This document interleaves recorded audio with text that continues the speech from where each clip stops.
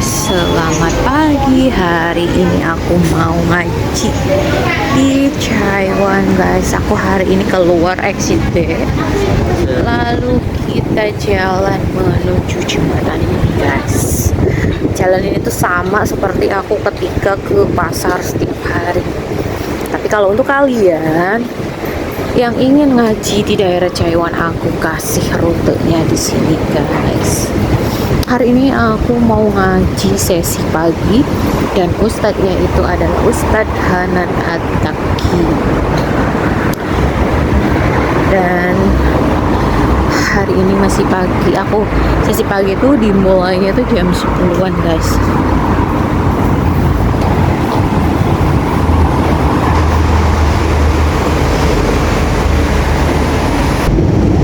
Masih lurus.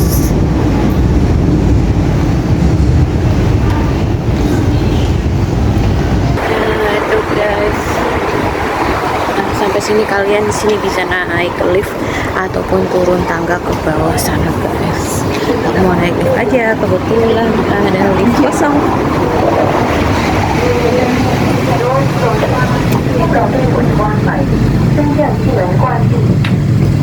Setelah naik lift, kita lanjut jalan masuk ke Taiwan Park. Sini guys, para ukti-ukti cantik sudah ngaji. Kayaknya ada yang jualan gorengan. Aku pengen beli gorengan guys.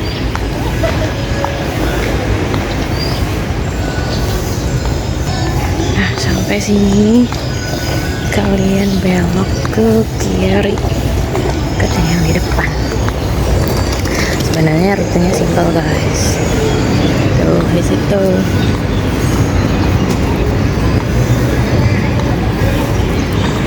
Lurus ya guys.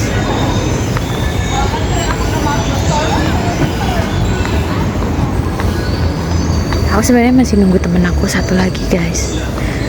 Dia belum datang. Jadi aku kesini duluan aja. Dan biasanya tuh di sini ada yang jualan gorengan itu. Kok nggak ada ya di sini gitu kan? Nanti aku tunggu di depan situ aja guys. Deket kok dari sini, di depan sana udah kelihatan tempat untuk ngajinya. Tuh guys.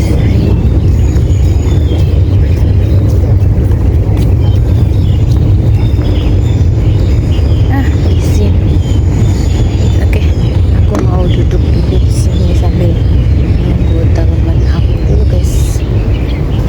Oke. Nggak deh, aku lanjut dulu deh. Soalnya aku mau cari sarapan dulu. Kayaknya di situ ada ibu-ibu yang jualan.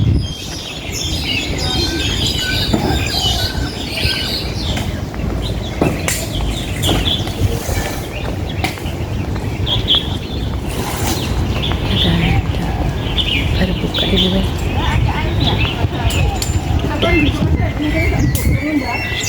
Guys, nah kalian sampai sini anak itu doang sendok. Kamu sayur kan? Lalu belok ke kanan guys. Sini beb. Belok ke kanan, nanti ngajinya itu di situ, di sekolahan.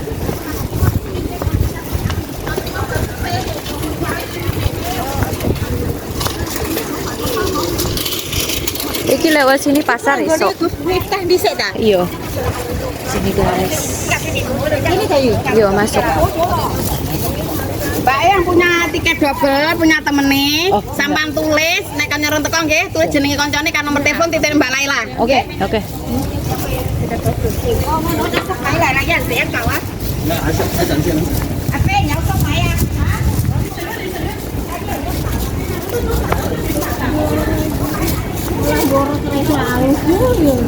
Hah? Lah kowe iki gamise ki cindak men to. Nggur 100 ning GU nggih. Yo santri yo. Loh, kok nggak ono nggon ya? Kok lho mangan piye? Kono kan anak tempat duduk biasanya loh, Beb.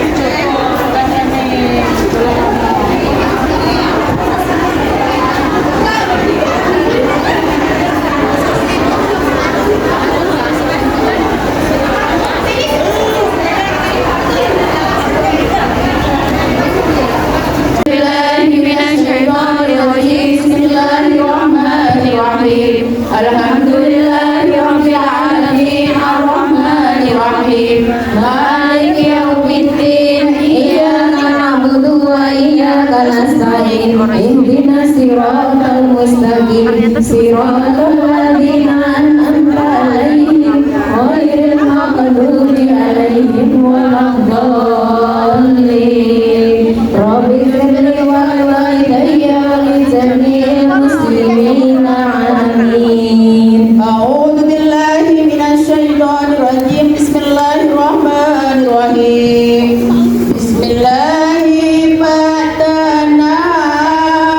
Walhamdulillahi rabbina wassalatu Wassalamu ila habibina ya Allah ya Rabbana anta masuduna ridhoka madlubuna dayana wa ukhrana ya Rahmanu ya Rahim ya Maliku ya Qudus ya Salamu ya Mu'min ya Muhaimin ya Aziz ya Jabbar Mutakabir. Sehingga kalau bahasa yang terakhir tadi, ini bukan hanya tentang manusia, ini bukan hanya tentang sesuatu, tetapi ini juga tentang Allah. Kalau ini tentang Allah, maka saya ikhlas. Itu yang pertama. Yang kedua, beriman kepada takdir artinya meyakini Allah tidak menetapkan dan merencanakan sesuatu dalam hidup kita kecuali kebaikan. Kalau yang pertama, meyakini semua ini adalah ketetapan Allah. Yang kedua, meyakini Allah tidak menetapkan sesuatu kecuali itu kebaikan untuk kita. Kenapa bisa gitu Ustaz? Karena Allah Maha Baik. Mustahil Allah itu jahat, mustahil Allah itu zalim, mustahil Allah itu tuli, mustahil Allah itu buta, mustahil Allah itu bodoh. Semua itu sifat mustahil bagi Allah. Allah itu wajib mendengar, makanya nggak boleh kita curiga Allah kayaknya nggak dengar deh doa kita, padahal Allah sama. Kayaknya Allah nggak ngerti deh masalah saya, padahal Allah ilmun. Kayaknya Allah nggak rela deh saya jadi orang benar, padahal Allah itu Rauf, padahal Allah itu Rahman, Rahim, dengan semua nama dan sifatnya yang mulia dan sempurna. Maka nggak mungkin Allah itu jahat. Berarti tidak ada yang Allah takdirkan, rencanakan, tetapkan dalam kehidupan kita kecuali kebaikan. Itu poin kedua dalam beriman kepada takdir. Meyakini semua takdir itu baik.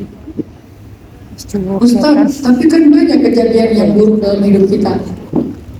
Sekarang kita pakai surat Al-Baqarah ayat 216 untuk menjawab itu. Wa asa an takrahu syai'an wa huwa khairul lakum wa asa an tuhibbu syai'an wa huwa syarrul lakum wallahu ya'lam wa antum la ta'lamun.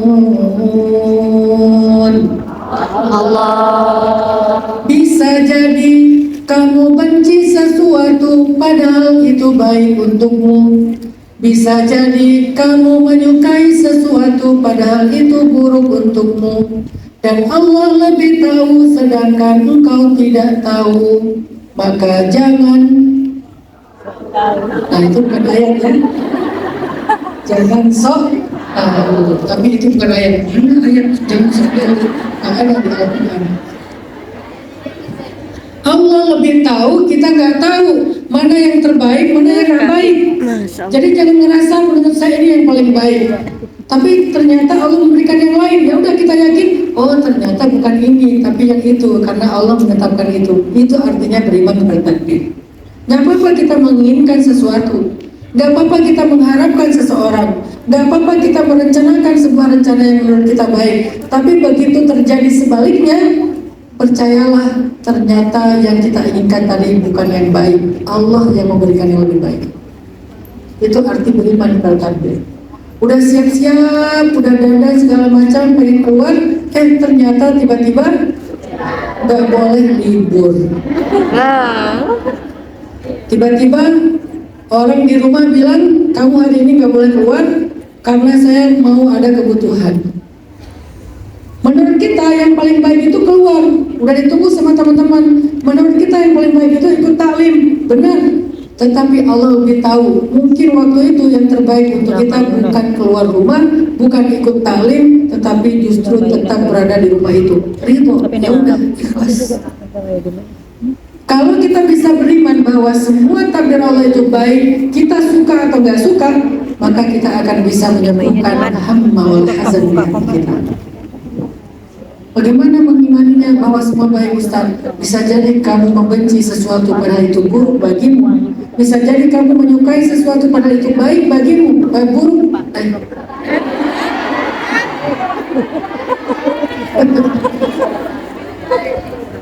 Jadi lihat aja. Bisa jadi gimana sih? Bisa jadi kamu benci sesuatu padahal itu, dan bisa jadi kamu menyukai sesuatu. Allah lebih tahu, maka jangan. Ingat ya, Al-Baqarah 216. Jadi setiap kali galau baca ayat itu, tapi jangan dari awal ayat, karena di awal ayat itu tentang bab jihad. Kutiba alaikumul qital wa huwa kurhul lakum. Wajib bagi kalian berperang padahal kalian benci peperangan. Itu babnya beda. Bisa jadi kalian benci sesuatu. Nah, dari situ mulainya. Wa asa an takrahu syai'an. Setiap kali galau, setiap kali sedih, setiap kali kecewa, setiap kali kayak ngerasa harusnya begini kok malah jadinya begitu, baca ayat itu. Bisa jadi Allah lebih tahu dan kamu tidak tahu. Dan Allah juga jelasin di dalam surat An-Nisa sama. Wa asyirunna bil ma'ruf. Hendaklah kalian berbuat baik kepada pasangan kalian. Fa in karihtumuhunna fa'asa an takrahu syai'an wa yaj'alallahu fihi khairan katsira. Berbuat baiklah kalian kepada pasangan kalian. Kalau kalian benci kepada pasangan kalian, bisa jadi kalian membenci sesuatu padahal Allah menjadikan pada dirinya kebaikan yang sangat banyak. Tuh, Ustaz, gak ada kebaikan pada diri suami saya. Udah saya cari-cari gak ada, Ustaz. Misalnya ya, teman suami ibu namanya siapa? Firman, bukan Firman. Oh, kirain Firman. Gak ada kebaikan sama sekali. Ustaz, dari sejak saya nikah sampai sekarang udah punya anak sekian, bentar lagi punya menantu, saya gak pernah mendapatkan satu pun kebaikan dari suami saya. Gimana ayat ini, Ustaz? Surat An-Nisa ayat 19, yang katanya bisa jadi kalian gak suka kepada pasangan kalian padahal Allah menjadikan pada dirinya kebaikan yang sangat banyak. Mana kebaikannya? Dia mencela saya, dia merendahkan saya, dia mengabaikan saya, dia tidak bertanggung jawab kepada saya. Bahkan sekarang ketika saya sudah tidak lagi menarik bagi dia pergi dengan perempuan lain. Apa kebaikan pada diri dia, Ustaz? Kalau bukan dia kebaikan dalam hidup kita, maka kebaikan itu datang melalui dia. Kalau bukan dia kebaikan dalam hidup kita, maka kebaikan datang melalui dia. Mungkin dia bukan kebaikan, tetapi lewat dialah kita mendapatkan.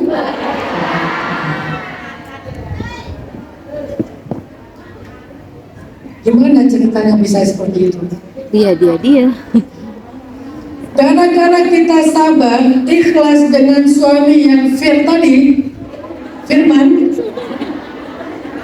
hanya Hazan. Ya Allah, saya jauh dari anak-anak saya. Normalnya itu kan anak-anak kecil punya ibu di sisinya, sehingga ketika mereka susah, mereka pulang ke rumah cerita ke ibunya. Kalau sekarang cerita ke neneknya tidur. Cerita ke kakeknya sibuk di sawah. Bagaimana anak-anak saya ya Allah? Siapa yang mendidik mereka ya Allah? Gimana kalau mereka dibully di sekolah? Gimana kalau mereka ternyata merindukan saya? Gimana mereka kalau ternyata terluka karena jauh dari saya? Rasa khawatir, cemas yang luar biasa, itu namanya hazan. Ya Allah, saya jauh dari suami, dekat aja saya nggak percaya, apalagi jauh. Ya Allah, apakah dia akan setia kepada saya? Kan gitu kan? Yang laki-laki di sana, ya Allah, istri saya ada di negeri banyak cowok-cowok keren misalnya, banyak garang. Saya jadi ingat garang asem nih. Di sana dia sendiri, mungkin dia dengan teman-teman.